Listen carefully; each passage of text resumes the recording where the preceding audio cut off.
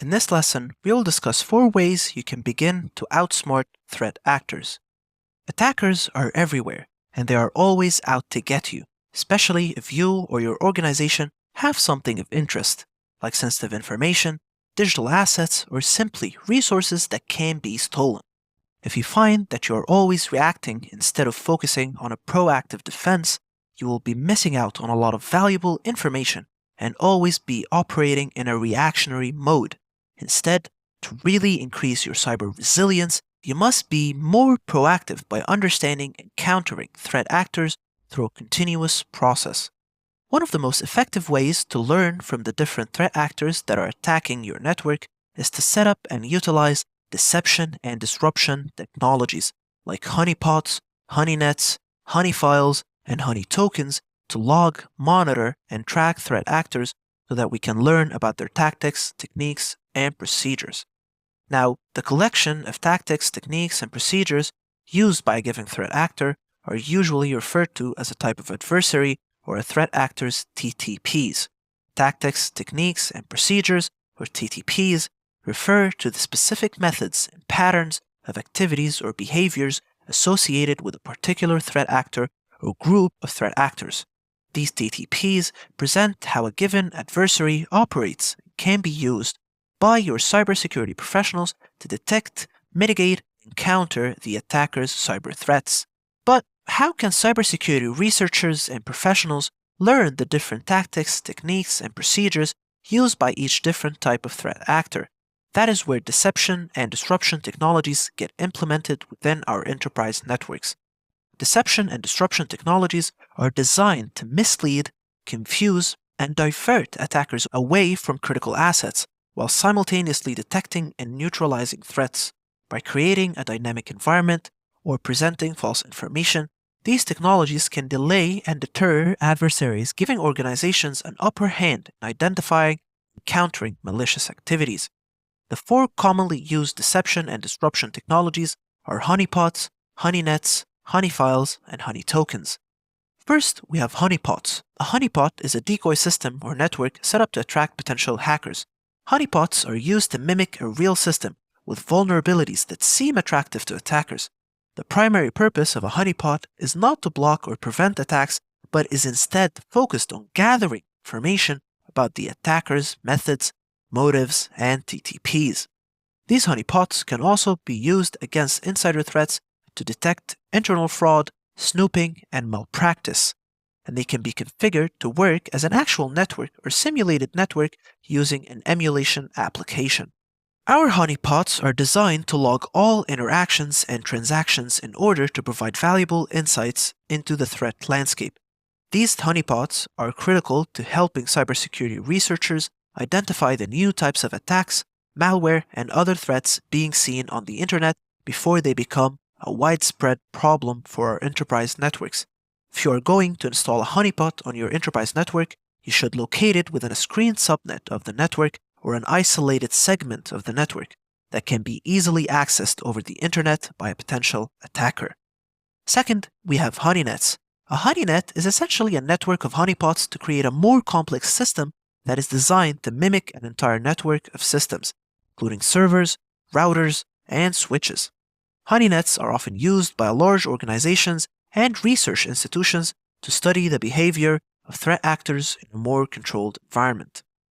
Like a honeypot, a honeynet logs all activities to provide us with a wealth of data about both the successful and unsuccessful attacks being attempted against our network, so that we can reveal patterns in the attack vectors to help our security teams develop a more effective defense to counteract new TTPs being observed in the honeynet. When you think about honeypots and honeynets, I want you to remember that while they can both be used to help your organization improve its security systems, there is a risk that the attacker could use the honeynet and its honeypots to learn how your production systems are also configured, which makes this a double-edged sword when implemented as a part of your security architecture.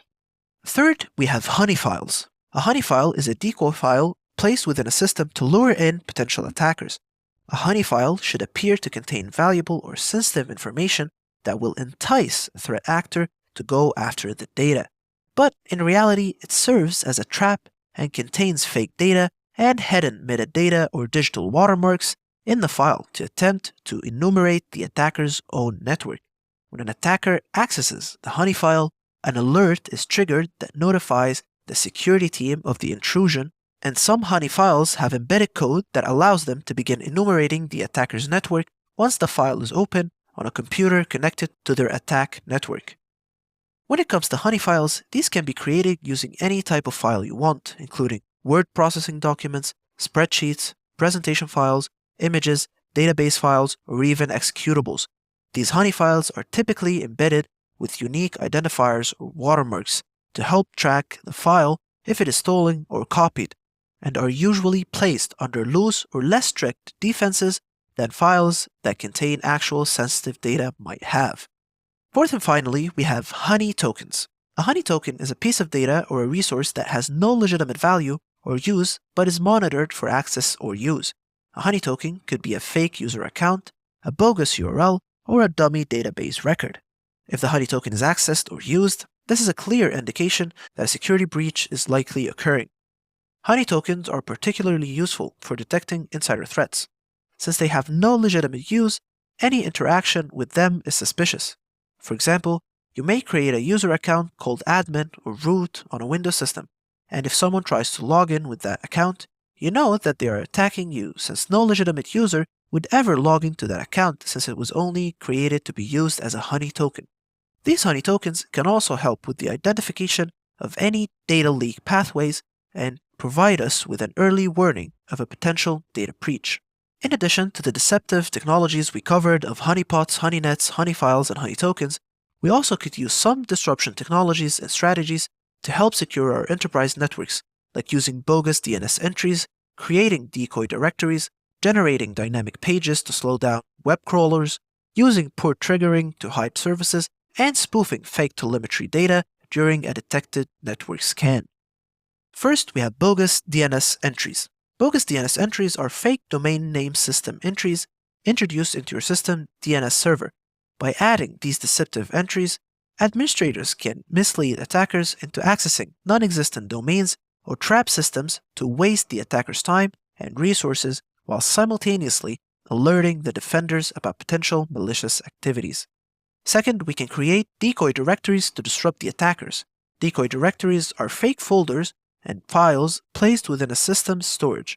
When an unauthorized user attempts to access or modify these directories, the system can raise an alert, and the attacker is misled by false data and made to think that they have successfully gained access to your organization's genuine resources.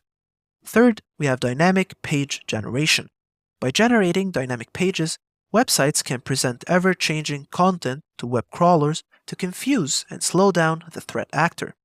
This tactic can be especially effective against automated scrapping tools or bots trying to index or steal content from your organization's website. Fourth, we have the use of port triggering to hide services. Port triggering is a security mechanism where specific services or ports on a network device remain closed until a specific outbound traffic pattern is detected. Once the pattern is observed, the service or port is opened temporarily.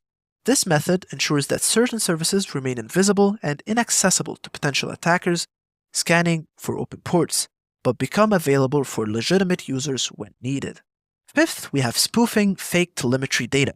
When a system detects a network scan is being attempted by an attacker, it can be configured to respond by sending out fake telemetry or network data.